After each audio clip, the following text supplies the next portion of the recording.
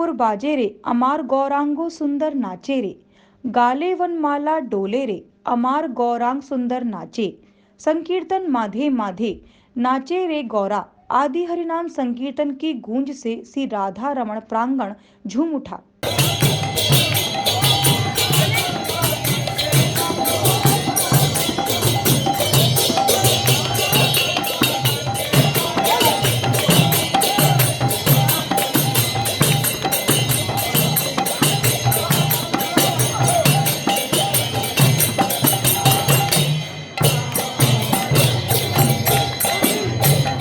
दरअसल आपको बताते चलें, यह कार्यक्रम ठाकुर श्री राधा रमण मंदिर में चल रहे शीतकालीन निकुंज सेवा महोत्सव के अवसर पर संध्या आरती के अंतर्गत किया गया।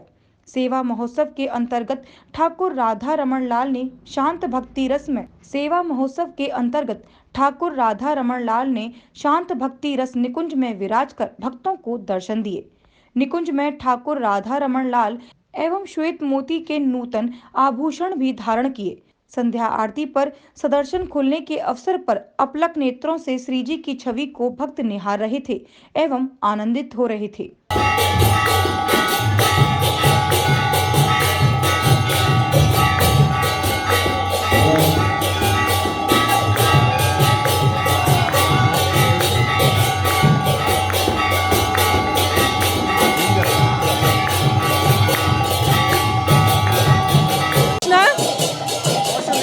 My name is Aditi. I'm from Russia. Oh, I like Radharaman temple. This is my favorite temple. I come every day here. I try to come every day. And my Russian friends, Russian devotees also come. So everybody like this temple. Every time nice kirtan, nice darshan, nice prasad, nice pujari. People very kind here. So everybody, if you come Vrindavan, first place you have to come here, Radharaman temple. Hare Krishna. Oh, I like Vrindavan. I stay here every year for 7 months. We live here with my husband. He is also from Russia. So we like this atmosphere of ancient India, Vedic culture.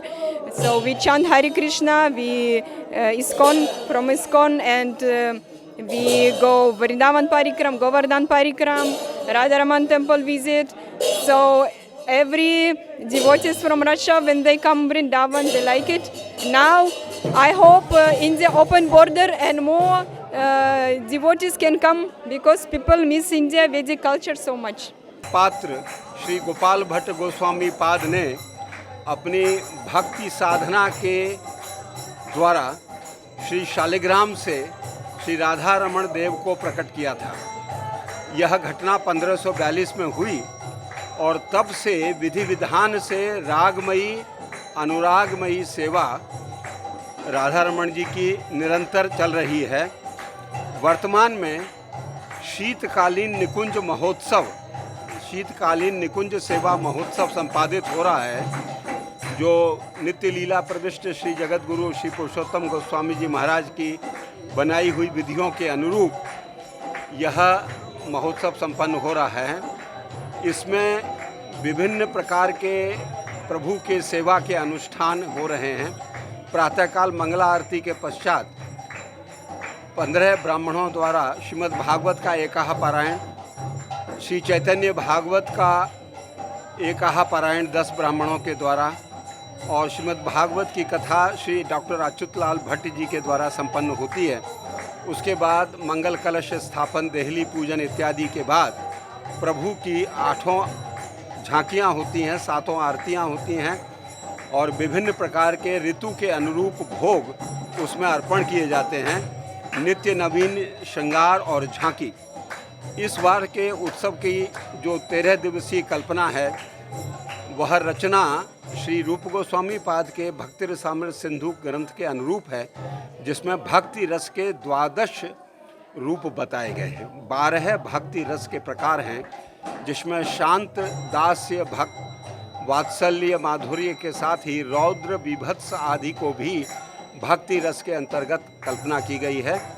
तो उसी प्रकार से निकुंजों की पोशाकों की संरचना की जाती है और वैष्णवों के द्वारा हरिनाम कीर्तन आदि प्रभु की सेवा में अर्पण किया जा रहा है। मुझे बहुत अच्छा लगा। मैं जितनी बार भी आती हूँ वृंदावन राधा रमन मंदिर ज़रूर आती हूँ, क्योंकि मेरा एक अनुभव है, पूरे वृंदावन में ही मेरा एक अनुभव है कि यहाँ की मिट्टी जो है, यहाँ का जो रज है, उसका एक अलग ही प्रेम है। अगर हम प्रेम करते हैं तो वहाँ से हमें बदले में बहुत अच्छा प्रेम मिलता है। तो वो जो भाव है, वो भाव कभी भी ख़त्म नहीं होता और बढ़ता जा रहा है। तो मेरा मन तो ऐसा करता है कि बस यहीं पे रहें, यहीं पे जो दिल्ली की जो भागम भाग है, जो हम अपने व्यवसाय में लगे हुए हैं, मुझे ऐसा लगता है कि वो सब बहुत ज़्यादा हमारा भक्ति से मुंह मोड़ रहा है।